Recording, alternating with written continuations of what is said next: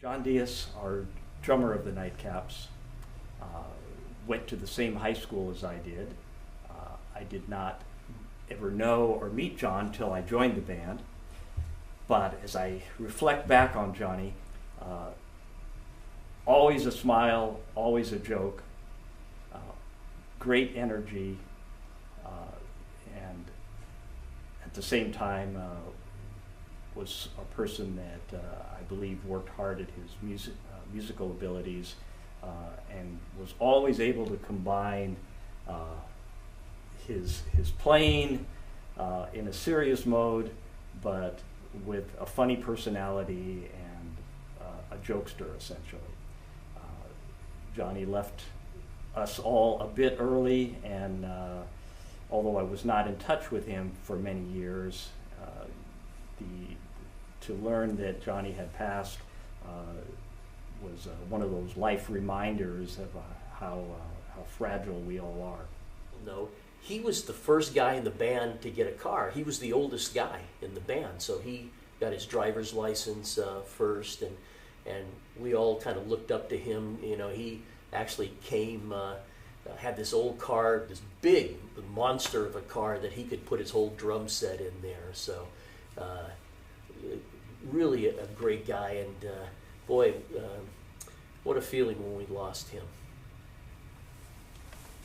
Johnny was the oldest in the band, and what that meant for us, because we were all very young, is that we followed experiences. He would, for example, he was the first person with a car, and so we thought that was way cool. But when you want to talk about naturals, and I want to talk about naturals right now, I'm going to say that Johnny Diaz was absolutely a natural musician. He really didn't take drum lessons from anybody. He just, right from the beginning, could play the drums. From the moment that I met him, and we got into the discussion that he was a drummer, and it just progressed from there. And he had, the first set of drums that he had was a big old kind of sloppy looking thing. And then he went from that to the drum set that you'll see in a lot of Nitecap pictures, and that drum set was a blue sparkle pearl drum set, I believe. He was the first one to have a complete set of drums that were lighted up, and they spun around in the bass drum, and he had a complete set of lights that were, you know, really ahead of their time. This is a long time ago, and it was great, and we put lights in it, and we put the name of the band on it. And when he first got it, he was real funny about the fact that he said, I got this old drum set from a pawn shop, because I hadn't seen it yet, and he was going to bring it over, you know, and we were going to rehearse. And he says, I've been putting he said, well, what does it look like? Is it shiny or anything? And he goes, oh, he says, I got the Brillo pads, and I'm getting the rust off of it and everything.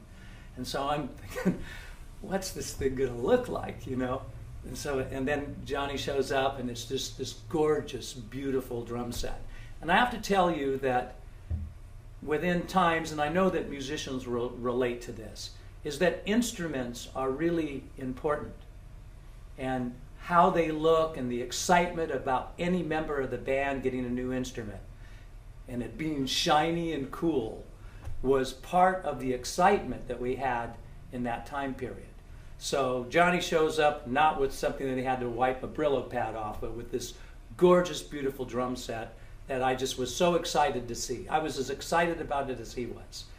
To go back to talking about Johnny being a natural, he just listened to music. He started to buddy up with friends that were drummers in other bands, and they certainly learned from each other and traded ideas and licks. But Johnny could listen to records and figure out the drum beats.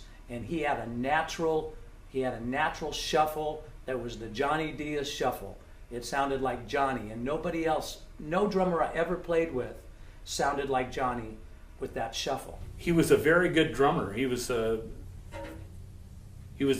best shuffle player I know of that time. Or the best at driving a shuffle. And he could do it like no other. He was just a great guy.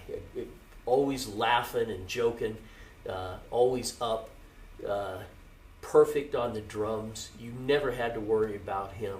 I don't think I really ever heard John Diaz make a mistake the whole time we played with him. The other thing that I have to say is that me as Jimmy Nite, there was a real communication between Johnny and I. I would do a James Brown scream and grab a microphone and fall to my knees, and Johnny would, everything that I did with my body, Johnny was like folio sound effects to, and a hey, bam, and he'd hit the drum. So he would watch me constantly, and we were like a team on stage.